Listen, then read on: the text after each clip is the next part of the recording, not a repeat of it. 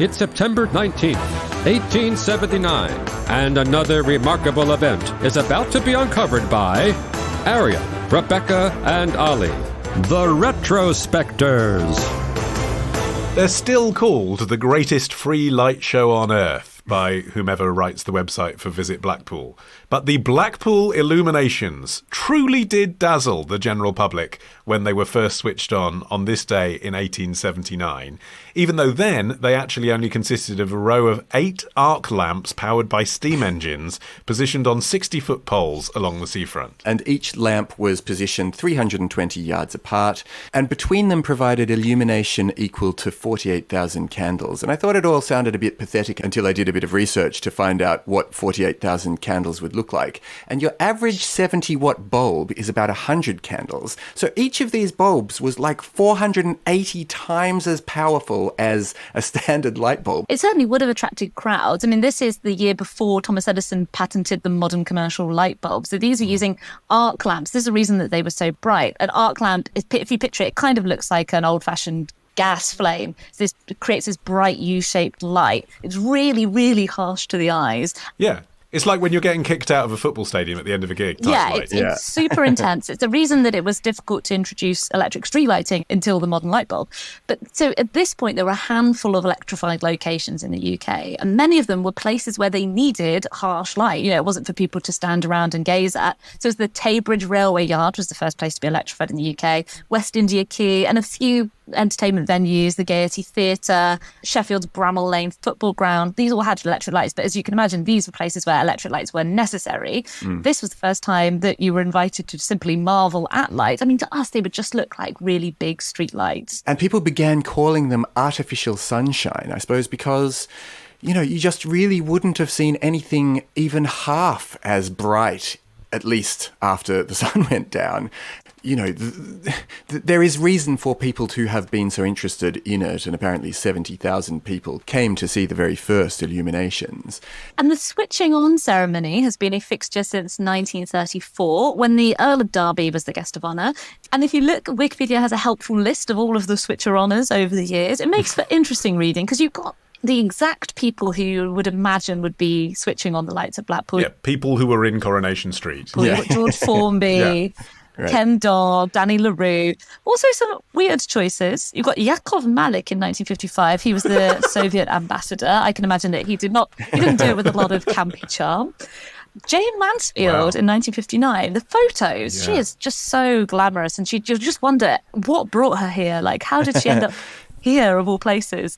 And also the weirdest one, definitely, 1977, the lights were switched on by Red Rum, the racehorse, who did it via a specially made pedal. I have one to match the weirdness of that, which was in 1935. Apparently the mayor of Blackpool, Alderman George Whittaker, who was meant to perform the duty, was so impressed by railway queen Audrey Mawson, who was 15 at the time, that he asked her to take his place. And 50 years later, she did it again alongside Joanna Lumley. What did being a railway queen entail? So there were all of these beauty pageants that were called the Queens of Industry beauty pageants, and they included, alongside the railway queen, textile queens, cotton queens, wool queens, silk queens, and that went on until the 1980s before they stopped these Queens of Industry before competitions. They closed down all of the industries that they were representing. Well, that's true, yeah. Well, but actually that's a serious point, isn't it? Like, until roughly that era, Blackpool was still like the working class holiday town in that part of England. You know, it was built on workers from the Lancashire cotton towns coming over for a seaside break. It got its reputation for kind of fun and kitsch and family entertainment by being the home of the pleasure beach, the drinking dens, the gambling, the dancing. So it had this seedy edge, but also something that felt like genuinely kind of cutting-edge technology with this lights. In fact, from 1952 to 1982, there was actually a contract with the Disney Company to license their characters for the Blackpool Illuminations, and some of them were designed by Disney. So, you know, people are very snobby and sniffy about the Blackpool Illuminations if you compare them to something like Disneyland, but they were actually being designed by the same people at one point. They were cutting edge in that field.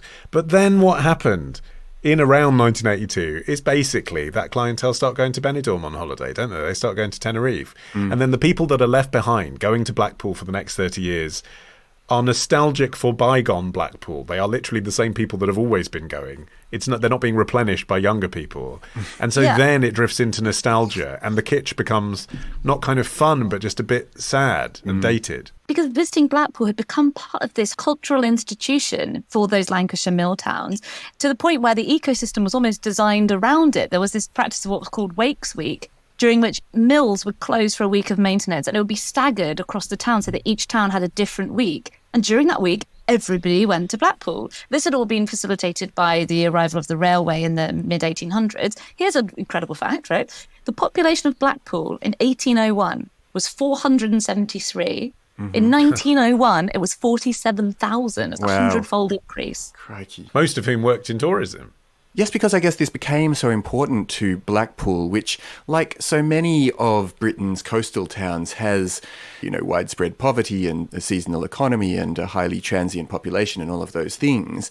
But Blackpool Illuminations is now estimated to bring in 200 million to the local economy every year. So, it's become important to them. It's a big part of what powers the city itself. Yeah, it still attracts around 3 million visitors per year. I mean, they're looking at something different now. It's basically a Blackpool tram covered in LEDs. That's what they're looking at now. Which is still cool. Like, for a free event, it is still free. I mean, I was joking at the top that it's ridiculous to call it the greatest light show on earth, but maybe the greatest free light show in northern Britain is true. I mean, that's still something to go and see, isn't it? It's nice that you can go for no money. But you look back on YouTube at some of the illuminations from the 80s and the 70s, and that really was obviously its heyday, which is weird because the technology is inferior. You're talking about incandescent bulbs, obviously, rather than LEDs, but they're just so cool. Like, the fact that clearly hundreds of people spent all year designing a thing that looked like Humpty Dumpty falling off a wall and his head opening, and then the soldiers turning up. And it's all being done by someone lighting a series of things, like not even necessarily computer operated. That's really cool. Yeah. Whereas now, it is some LEDs. Yeah, I think the point about it being free is really significant because money was actually used as a way of socially stratifying the resort, because in its Victorian heyday, people of all classes came to Blackpool. Obviously, foreign travel was not accessible to many people at the time. So there were ultimately 3 piers were built in Blackpool, but the first 2 were built as a way of deliberately segregating the classes. So the North Pier, which opened in 1863, had an admission fee, and inside you would find very genteel entertainments like orchestras and ballrooms to enable well-to-do people to avoid working class, what were called trippers, people who were only coming for a quick trip. The less refined class of holidaymaker would be, condemned to the Central Pier with racier attractions like open-air dancing and bands playing popular music of the day. And hookups. Let's not gloss over this. Yeah. Kiss me quick is the phrase they used, isn't it? But that Well, means shagging in B&Bs just a few streets behind. Whereas the middle-class holidaymakers had ones that said, kiss me at the appropriate time. Yeah. Let's do a tango and I'll think about it. There were also all manner of sideshows for holidaymakers to enjoy. In 1934, in an arcade on Central Beach, Syncopating Sandy set a record of 122 and a half hours of non-stop piano playing. Whoa. Wow, that sounded like a tongue twister rather than a fact. Yeah. Yes, I know. The attractions also got dark. One early 30s sideshow on the Golden Mile was the Starving Brides. This was an attraction where brides or newlywed couples fasted in glass coffins for as long as 30 days in order to win enough money to purchase a house. Wow. I think, to be fair, one thing that Blackpool still does recognise is that good taste is not something that is welcome, when you go and see this particular marvel. And they know that. They're self-aware about it now. Lawrence Llewellyn-Bowen is the chief designer of the Blackpool Illuminations these days, and I found a quote from him where he said, "Restraint, straight-laced, good taste aesthetics and minimalism are your sworn design enemies. To work, Blackpool Illuminations have to be high-kicking, showbiz, jazz hands, and more than a little nudge-nudge, wink-wink. Terms no one ever teaches you at art school." So at least they sort of know what they're doing, don't they? Yeah, it's funny because with my slightly patriotic hat on, Sydney has a light festival of its own that's called Vivid, and it actually is quite Bet tasteful. there's no donkeys. Yeah, Bet there's no trams. And maybe I bet in that's... 2002 it didn't have the world's largest mirror ball. No, it Yeah, didn't. Arion, there's a And reason it's- why dads aren't saying, what is it, Vivid in here, when you put 2 lights on at the same time.